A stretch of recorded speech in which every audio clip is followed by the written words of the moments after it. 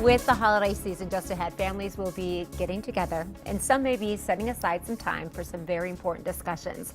Our expert in estate planning, David Carrier, is here to help us get those conversations started. That's right. We have a lot to cover, but first I want to ask you about the Alzheimer's Walk, which happened in September. Right. How'd it go? Fantastic. Terry was our MC. Yep. And when she gets into it, I mean, it's just very, very powerful. It's just, you can't say enough about it. Which is all the kind of the hearts and flowers. Everyone I think really got into. Well, you had a great turnout. You were up from before. Right, 31. I mean, that's the dollars and cents of the thing. Yep. I mean, the hearts and flowers is everybody saying how wonderful Terry was, as the MC, testifying about her own involvement with dementia and family and all the rest, and not a dry eye in the house. Of course, it was outside, but anyway.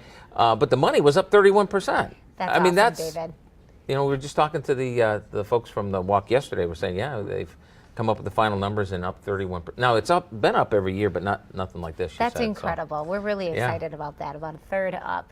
Well, you brought in some Thanksgiving visuals here. Correct. You brought in a pumpkin pie. A pie. Appropriate for the season. And a pot. And a pot. Okay. And this could have lots of really good things in it, but it's kind of empty. We're using through the it magic as a of visual. television. Yes, it's full, right? But here's the idea. Most people view their estate plan as a pie. Yeah. When they die, every kid gets an equal slice of the pie. If you've been very good, if you've been very bad, you might get a little more, you might get a little less. But in general, fair is equal, equal is fair when we're dealing with adult children. Mm-hmm. Okay? Okay. So for your parents, if you and your siblings each get an equal slice of the pie, all right?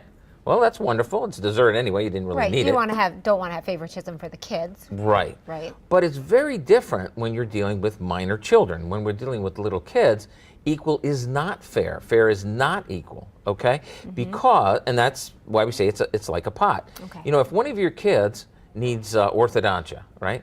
And you got to get the braces and the whole 9 yards. Well, do you give the other kids $1,500 each? Because, of course not. If one kid breaks their arm, do you give the other ones $300 because that's what it cost at the emergency room? No, doesn't make any sense. Because what parents do with minor children, younger kids, is they give what the kids need, and that's the idea. Maybe you've got one kid who has lots of needs. Maybe you get another kid who has not so much needs.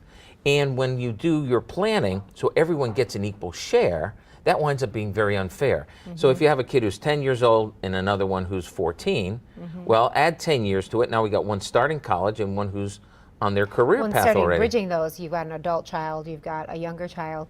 The situations are different for everybody. And we also want to discuss a question that we got about that later time in our life. You might be talking about, assisted living and things like that, estate planning in a different way. We actually have a question that came from a viewer, an important question, because we know you get a lot of these questions about people depending on what point of their life they're in. And here it is. Is it necessary for someone entering a nursing home to sign over her assets to the home? The answer is no. Now, the state of Michigan will never require you to sign over your house. But there are a lot of long-term care facilities with these continuity of care programs. You have to be very, very careful about these continuity of care programs because it's the nursing home that will ask you for your house, not the state. You don't have to sign over your house to qualify for the Medicaid, which is what most people use to pay long-term care. Yeah. You don't have to, but lots of times, we'll get the call, hey, they're coming in, the state's coming in to take my house. It's not the state doing that.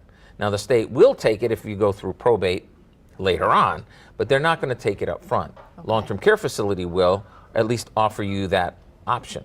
So what we suggest is that you look at it very seriously. If you're thinking about one of these continuity of care programs, bring in the contract. I mean, we'll go over it with you so you really know exactly what's going on. You don't want to get involved in a continuity of care program the way some people get involved in timeshares. You know what I mean? If you start feeling the pressure, that's the time to back off.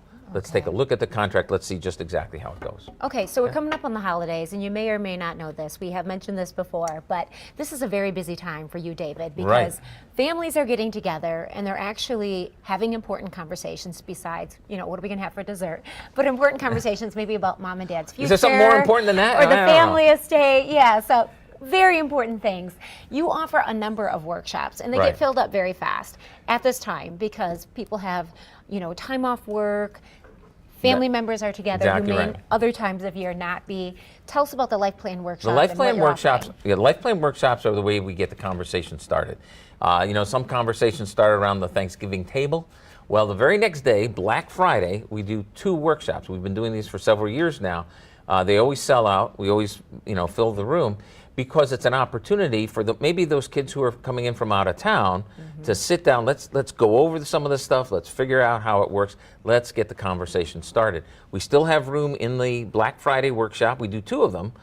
We did one for the longest time, but we had so much demand. It was like, you know, the kids are going to be gone next week. Can't do it next week. Fine, come on. Right. So we did 2. We're doing 2 of them, and they'll be at our new location on the East Belt Line, at the end of the East Belt Line. So we'll have even more room. You know, it'll be really looking forward to that move.